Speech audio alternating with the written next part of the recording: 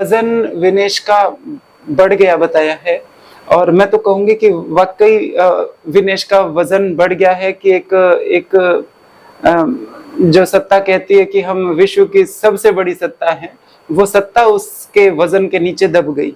ये साफ दिखाई दे रहा है। जो खिलाड़ी इतने सालों से खेल रही है, जिसे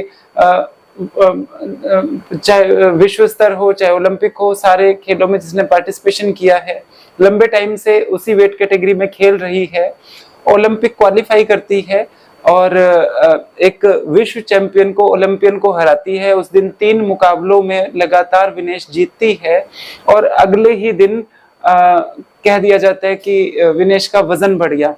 तो साफ साफ दिखाई दे रहा है कि पीछे जो हो रहा है, जो राजनीति हो रही है, तो मैं ये कहूंगी कि विनेश का वजन वाकई बहुत बढ़ गया है इस हल्की राजनीति के सामने, इस हल्की राजनीति के अगेंस्ट। सरकार को आंख दिखाने का नतीजा ये है, तो बहुत ही दुखद है।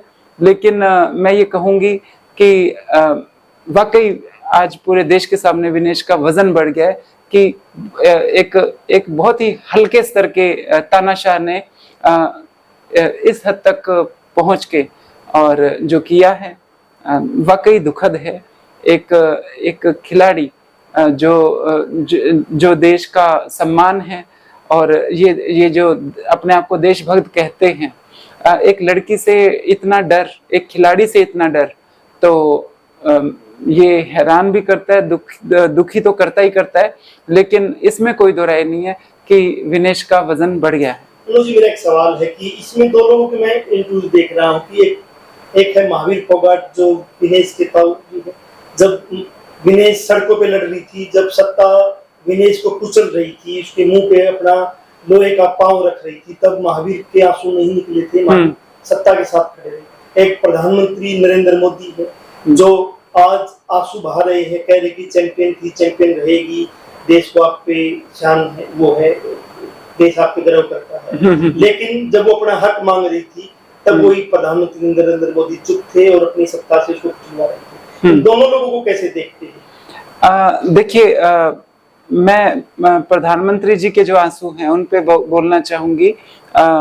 वो तो साध्वी प्रज्ञा ठाकुर को भी कह रहे थे कि मैं कभी दिल से माफ नहीं कर पाऊंगा। तो जो बोलते क्या है, हकीकत क्या है, वो सारा देश जानता है। तो प्रधानमंत्री के आंसुओं की तो एक मैं कहूंगी कि ये तो कोई वैल्यू ही नहीं है। ये एक छिछोरा व्यक्ति है जो लोगों को इमोशनल ब्लैकमेल करता है। आप इस पोजीशन पे आके और रोना धोना ड्रामा करके, मेलो ड्रामा करके वोट लेते हो, तो वो जनता भी जानती है कि प्रधानमंत्री के आंसुओं की क्या वैल्यू है।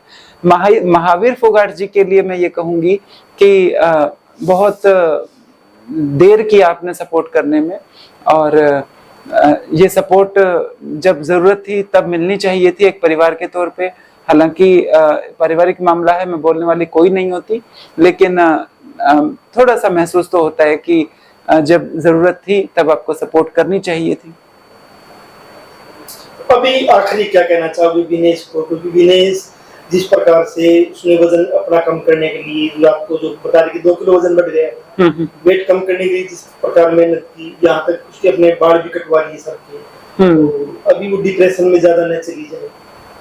देखिए, बहुत मुश्किल होता है। जो रेसलर होते हैं वो वजन को जब भी कोई कंपटीशन होता है रेसलिंग का, तो कई दिन पहले जो खिलाड़ी हैं वो अपना वजन सेट करने लग जाते हैं। तो विनेश कोई मासूम नहीं थी, कोई नई खिलाड़ी नहीं थी कि उसे पता नहीं था कि वेट होगा, वेट पहले भी हुआ था।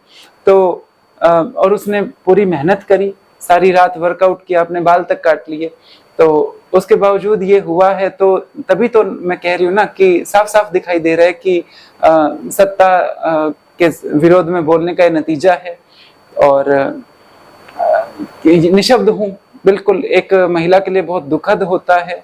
अपने बाल तक उसने काट लिए वजन को कम करने के लिए, लेकिन उसके क्या लग रहा है कि 60 से 70 लाख रुपए जो उसका स्टाफ जिसमें डाइटिशियन है, फिजिशियन है, कोच है, 60 से 70 लाख रुपए उसको पे किया जाता है केंद्र सरकार की तरफ से, जो आज संसद में बोला है खेल मंत्री ने। तो इसमें षड्यंत्र की बुआ रही है कि उन्होंने कुछ गड़बड़ की है।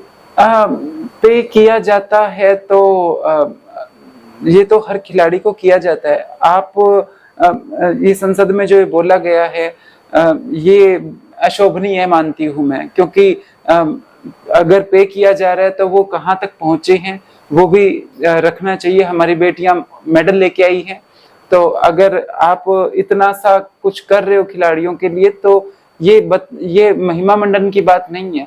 आप कितना सांसदों पे और कितना विधायकों पे कर रहे हो सालाना, वो भी आप सदन में इसी तरीके से बताएं तो अच्छा रहेगा। जैसे संसद में खेल मंत्री ये साबित करना चाहते हैं कि हमने तो उसको स्टाफ भी दिया हुआ है, हम पे कर रहे हैं 60-70 लाख रुपए, तो अभी हम उसके लिए जिम्मेवार नहीं। षड्यंत्र है नहीं है उसकी कोई जांच होगी, इसके ऊपर कोई बातचीत नहीं। शर्म आनी चाहिए। वो पे करने वाले होते कौन है? देश की जनता पे कर रही है।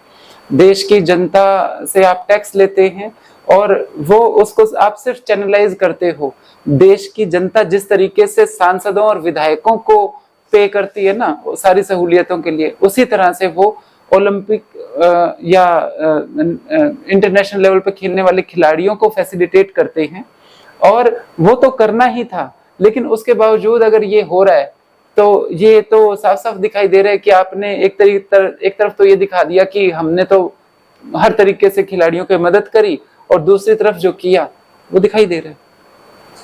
क्या आपको लग रहा है कि कोई षड्यंत्र हो सकता है? क्योंकि आप भी रेसलिंग में रहे, लग रहा है कि कोई षड्यंत्र हो सकता है बड़े लेवल? हाँ बिल्कुल होता है जी, इसमें कोई दो राय नहीं है। और ये तो ओलंपिक लेवल है, छोटे छोटे लेवल पे भी होता है, स्टेट लेवल पे, नेशनल लेवल पे जो टाई बनाई जाती हैं वो किस तरीके से, जैसे 5 खिलाड़ी हैं, मतलब देखा है हमने सब कुछ, 5 खिलाड़ी हैं, उनमें से 2 का सिलेक्शन होना है, और जो टाई बनाई जाएंगी एक को तो सीधा ऊपर कर दिया जाता है, और जो 2-2 के मुकाबले करवाए जाएंगे उनमें 2 जो सबसे प्रमुख दावेदार हैं, जो मजबूत हैं खिलाड़ी, उनको आपस में भिड़ा दिया जाता है ताकि एक तो आउट उसमें से निकले।